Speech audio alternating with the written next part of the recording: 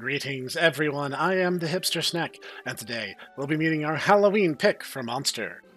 Yes, this was supposed to go live the week of Halloween, and, that didn't happen.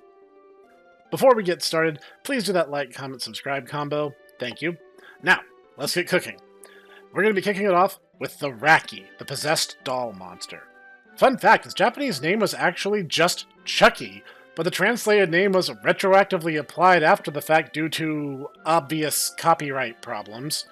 Also, another fun fact, Coltia, upon you receiving the possessed doll as a monster, will name it Charles, and due to the Scunthorpe problem, you can't legitimately name a monster Charles in the DX bundle. I will let you sit there and ponder as to why you can't, but it's a dumber rationale than you probably think it is. So the Wracky we chose is the dragon subtype, because it looks goofy as crap and that amused me. So an homage to a CG animated classic that aged like fine wine and absolutely does not need a live-action remake which will inevitably be complete mochi poo just like all the others, we named this little demon dragon doll Teethless. And this little weirdo seems to prioritize a intelligence, skill, speed trio, so despite having some mixed starting techs, one power, one intelligence, I opt to treat it as such. How do I describe the infancy of Wracky? Well, it's not easy because the nickname I gave him is a word I cannot say and also monetize the videos on my channel.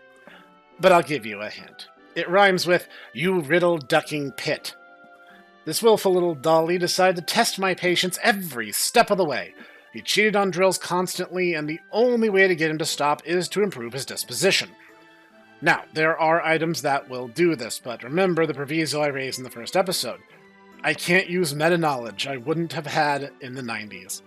And in the 90s, those items were even more vague, but their precise purpose was also alien to me, so I never used them.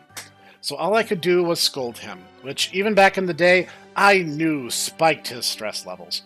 This guy was popping more leaves than Snoop Dogg, if you get my drift. It's not like he ever grew out of cheating completely. That's just not how nature works in Monster Rancher 2. It just made him slightly less inclined to do it. Well, after some repeated scolding, and this thing just not caring in the slightest, I sent him to his first air entry. Skill, naturally. He then immediately gets sent to the hospital for a minor injury because an E-rank gel put him on his back.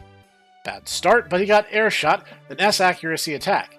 E-attack can be compensated for naturally, as he does gain intelligence quite quickly. For once in quite a while, luck appears to finally be on my side when it comes to monster attacks. So we joined the official E-tournament, and to make a long story short, we'd hit them to the point where they'd sufficiently be weak, and just prayed that we dodged. Which, surprisingly enough, we did. We swept the 5-0 victory total, no problem.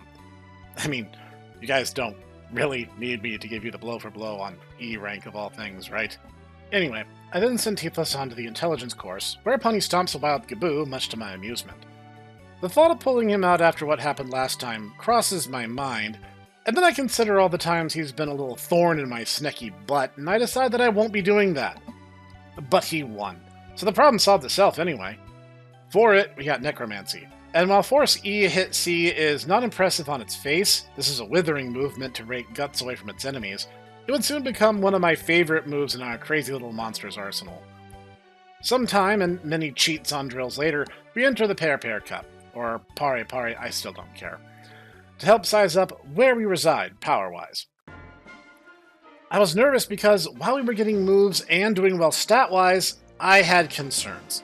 None of our attacks had particularly impressive hitting power at this leg of the game, and I've had one too many monsters with issues in their tech lessons getting to Monster Rancher 2 to not worry at least a little. So, a chance to see how it plays out was in order. We had nearly 400 intelligence, which on paper is just overkill.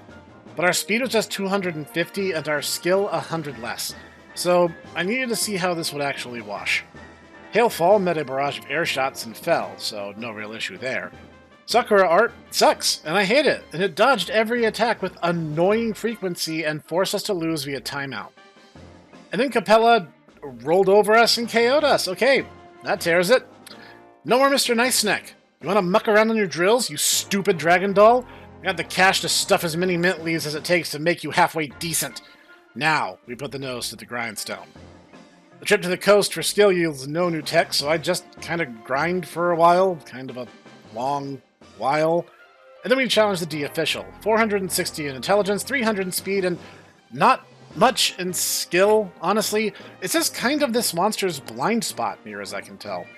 But I was hoping the nature of his text would naturally counterbalance this, because that worked so well for my B-Clone. As soon as the tournament began, Palmer the plant just gave up. In fact, it got even better, as Capella is the second enemy of this tournament, and we just punched right through him. He might as well have just surrendered for all the actions he took. Milliam came out of the gate swinging and did some good damage due to our low defense, but one little love tap and weapon throw easily put her down for the count. Hailfall tries again, only to meet with a repeat performance of last time, easily being taken down. Then at last, it was time for the rematch with Sakura Art. This abomination to both God and Ultraman came out on the offensive, determined to make this match go the same way as the last one. In just 2 hits, we were below 50% max HP. However, Airshot evened the odds and then settled them, netting us our win and letting us say goodbye to this ugly creature. Tiefless's reward for this is being allowed to live another day. Nothing really happens for a bit except for powering up, and we just enter the official sea not long after. You see, I am Immortal Snek. Punch me, I bleed. Cheat on your drills for the millionth time, and I begin considering the wood chipper. Our first match is against Rock Geiger, who really illustrates that skill is the omni-stat of Monster Rancher. Ranmo meets much the same fate, except... Wait a second, what's going on? We knocked him out just now, and we used Necromancy, which is kind of funny, but he never entered into his knockdown animation. He just sat there. That must be a bug. My potato of a computer has caused a few glitches in these runs, especially while in fast-forward mode. Moving on. Bivaros, as a color Pandora, does not really bring too much to the field except his high HP, so he easily... There it is again! They just lock up after we defeat them with Necromancy. Wait a minute. Is Tiefless stealing their souls? Ah, oh, man, that escalated fast. If I'd known that was an option, I'd have named him Shang Tsung. The funniest end result of this soul-stealing shenanigans was when I tried to do it on Offray the Ghost. You'd think there'd be nothing left, but I guess Ghost must have at least a little bit of a corporeal form because those eyes just had a 1,000-yard stare post-necromancy. And, yes, it was around this point I decided to do this as much as I possibly could. While the devilish Kato Hiyoi, I'm still working out how you're expected to say that name, did not get his soul eaten, he did get hit by weapon throw, and it was a one-hit KO. Sestrian the Naga puts up a better fight, but not by much, not landing a single hit and being KO'd as well. Nicole brought some doll-on-doll violence, but never managed to hit Tiefless in the process. As much as it would have entertained me to suck a Mew's soul out of its body, it just didn't happen. Weapon throw knocked the cat out instead, at the very last available second. Well done, Tiefless. Well done. The Feast of Monster Souls has just begun. It was at this point that, after every successful tournament, Tiefless would also begin asking for a razor blade. While concerning, it's not the weirdest thing to ever happen in my monster ranching career, and I agree to these requests going forward. Next, we shipped him off to Papas, or Pappas, or however you say that, for some speed. And while he does defeat a wild Kato and get a new move, it's a power tech, so I'll call that batting a 500. I then sent him to Torble for skill, and nada. Alright, we tried. Time for the next tournament. I'm sure Tiefless is itching to eat some delicious souls, and I figure if the moves we have work, they work. If it's good enough for Hilanome, it's good enough for this would-be Mortal Kombat villain.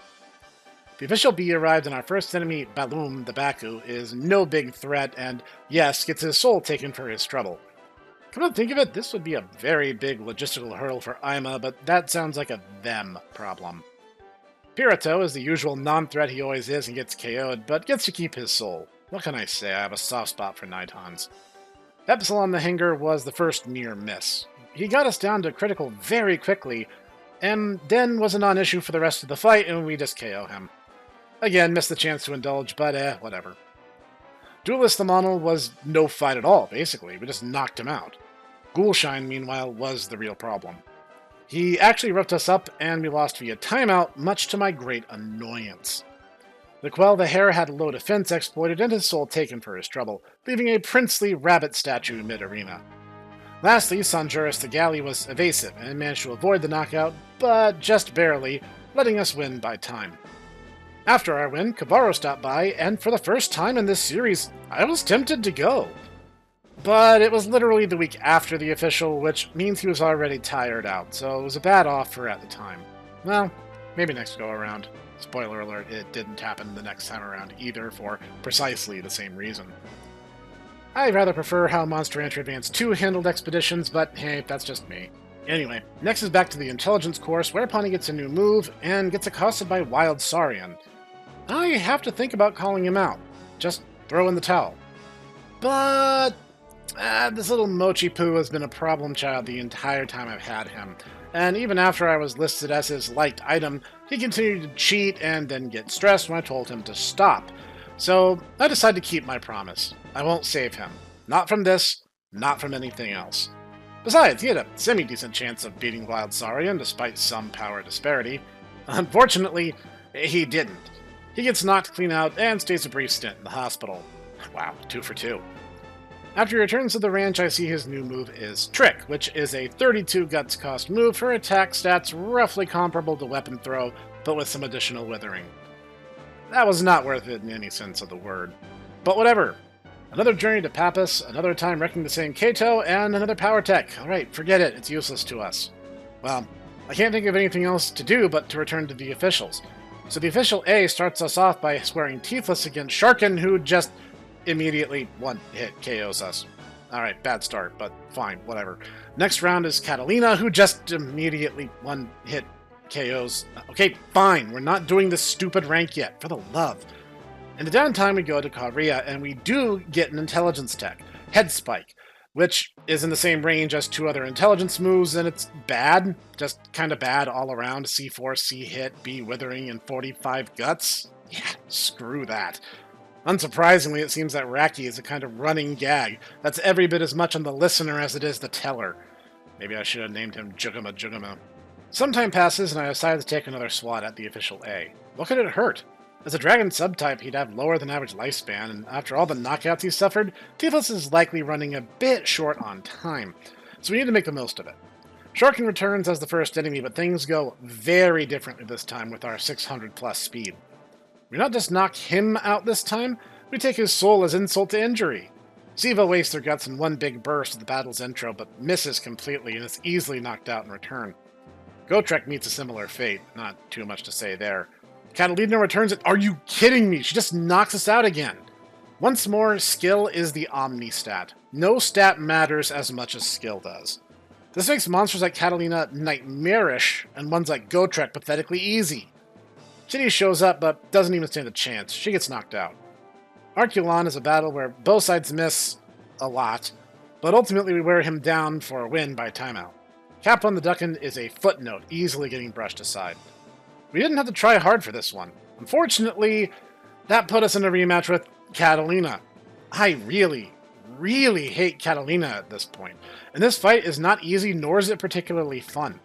To get Teethless's HP down to a mere 5 before we luck out and manage to finally put her down for good, clinching the tournament. Finally. Time wears on for a bit, and honestly, I am fully just expecting the dreaded retirement warning, but it just doesn't happen. So I shrug and throw Teethless into the S official, fully expecting this to be a funeral dirge. The first match, Zagref, really isn't too big of a deal, but we just win by timeout. Just not getting a hit seems to matter a whole lot more, so I try to keep my guts high and limit how often we're attacking as a rule in this tournament. Ordorf the Gaboo and I exchange glancing blows, but mine land just enough to tip it in my favor. Prometheus is a dangerous foe, being both Hinger and just having good stats. So I'm very cautious in my approach, up until I realize he's not hitting for beans. I even get the winning blow of Necromancy, thus rending this machine's husk of his spirit. Mahorti is a Niton and thus not a threat, more of a technicality. Goliath, the Baku, could be said to be much the same, but we actually knocked him out. Aqualine the Color Pandora might be the least interesting fight of this entire run since Teethless's birth. We tap it once with Air Shot and then just stopped.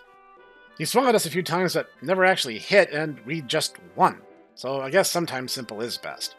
The final enemy is Thanatos, and he is an aptly named Joker at that. His stats are high, his attacks are incredible, and his luck is just garbage. He easily knocks Teethless clean out.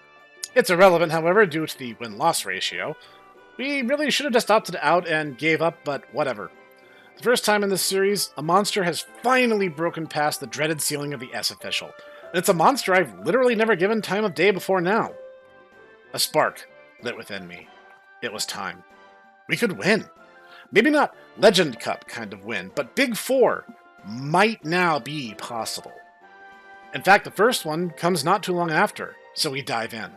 Teethless is beginning to routinely fail at training, so it's clear to me that he's in his twilight. We have to strike while we still can. Disregarding all caution or preparation, we enter the greatest four. And this goes badly.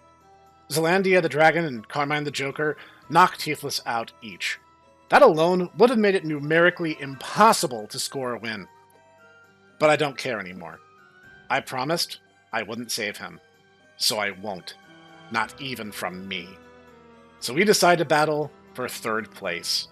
Loveless the Durahan strikes with Slash combo, knocking Teethless out one last time. And as it turns out, the final time. The heroic knight had slain the soul-stealing demonic dragon doll after all, because that was the last gasp of air this dark monster took before the shooting star came down. I was then faced with an uncomfortable realization. Wracky is an evil monster, one of the most evil in Monster Rancher 2. Despite this, I had brought out the best in him, and Teethless ascended past any of his predecessors to being a Big Four contender, and in so doing, he had managed to bring out the worst in me. If this was a shonen battle anime, I would have been the villain, or an overly confident rival character who pushed his monster too hard, too fast, too much, leading to tragedy. So I was forced to face my own inner demons and reflect on what this all meant. How did I feel after all this? Kinda hungry and mildly annoyed, actually. Wracky, and this one in particular, has B ranks only in intelligence, C's in life power and speed, and D's in skill and defense, which very clearly defines how he went his entire life, relying on his skill's high accuracy stat. Of Wracky's impressive 24 techs, one of which we can only get with a dragon subtype as it turns out, 9 are intelligence, so a Minto build is doable with the understanding that none of them occupy the near-range band. All told, he did great. I was impressed. This gave me real pause for thought, and a good few memes were born of his antics, but honestly, that childhood is a rough one. It's a laborious process getting them to cooperate, as cheating on drills yields very diminished returns. Some foreknowledge into some of the game's deeper mechanics might indeed lighten the load, and make this strange possessed doll a more viable partner, but someone trapped in the 90s without access to Legend Cup will struggle with this obnoxious little pest. But for what it was, I liked raising it. I learned a lot in doing so, and came away with a new metric for future monsters to compete against. Let's see if our next monster can meet great heights. Join us next time for Meet the Zilla. See you there.